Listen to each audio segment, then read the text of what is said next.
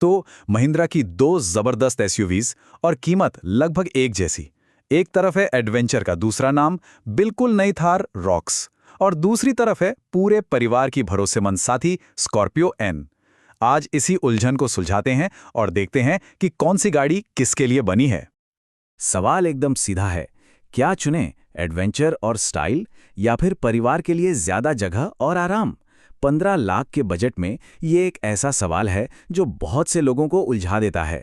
चलिए आज इस फैसले को थोड़ा आसान बनाते हैं। तो सबसे पहले बात करते हैं उस गाड़ी की जो सिर्फ एक गाड़ी नहीं, एक एहसास है। थार रॉक्स, इसका तो नाम ही काफी है। ये उन लोगों के लिए बनी है जो बने बनाए रास्तों पर चलना पसंद नहीं करते। देखिए, ये सिर्फ आने जाने का जरिया नहीं है, ये एक स्टाइल स्टेटमेंट है। इसका डिजाइन ऐसा है कि सड़क पर जब ये निकलती है तो नजरें अपने आप घूम जाती हैं।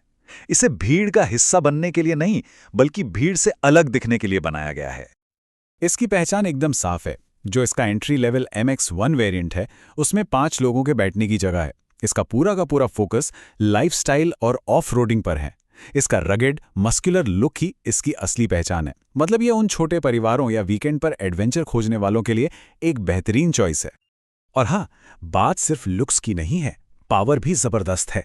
इसका 330 न्यूटन मीटर का टॉर्क, चाहे पेट्रोल इंजन हो या डीजल, खींचने की जबरदस्त ताकत देता है। मतलब मुश्किल रास्तों पर यही पावर असली काम आती है और इसकी रगेड इमेज को और भी पक्का करती है। चलिए अब सिक्के का दूसरा पहलू देखते हैं। जहां थार एडवेंचर और जुनून की बात करती है, वहीं स्कॉर्पियो एन जमीनी हकीकत और रोजमर्रा की जरूरतों को पूरा करती है। ये है एक प्रैक्टिकल, समझदारी वाली चॉइस। इसे परिवार का वर्कहॉर्स कहना बिल्कुल गलत नहीं होगा। सुबह बच्चों को स्कूल छोड़ने से लेकर वीकेंड पर पूरे परिवार के साथ लंबी ट्रिप पर जाने तक ये गाड़ी हर काम के लिए हमेशा तैयार रहती है।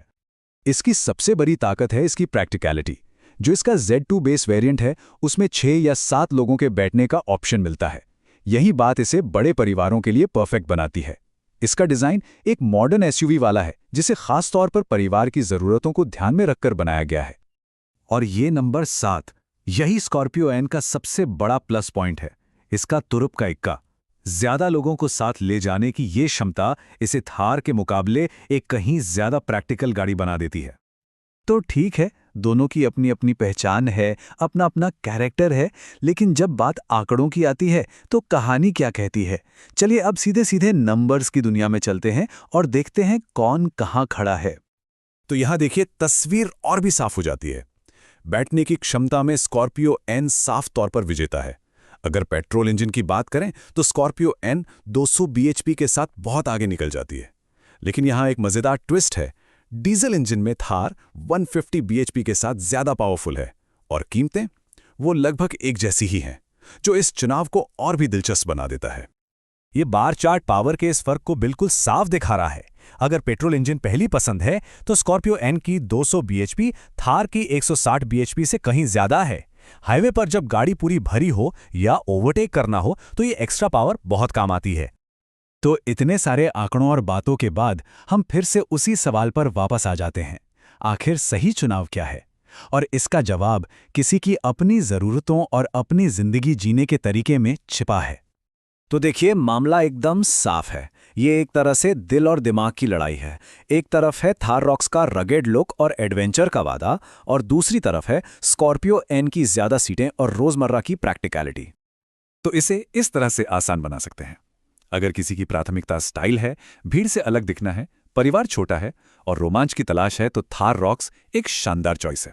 लेकिन अगर परिवार बड़ा है और एक ऐसी गाड़ी चाहिए जो हफ्ते के 7 दिन हर काम आए, तो स्कॉर्पियो एन से बेहतर कुछ नहीं। आखिर में सवाल ये नहीं है कि कौन सी एसयूवी बेहतर है, सवाल ये है कि कौन सी एसयूवी किसी की अपनी जिंदगी की कहानी में बिल्कुल फिट बैठती है। तो चुनाव साफ है, वीकेंड पर पहाड़ों की पुकार सुननी है या हफ्ते भर परिवार की जरूरतों को पूरा करना है। दोनों ही गाड़ियां अपनी अपनी जगह विजेता हैं, बस दोनों के रास्ते अलग अलग हैं।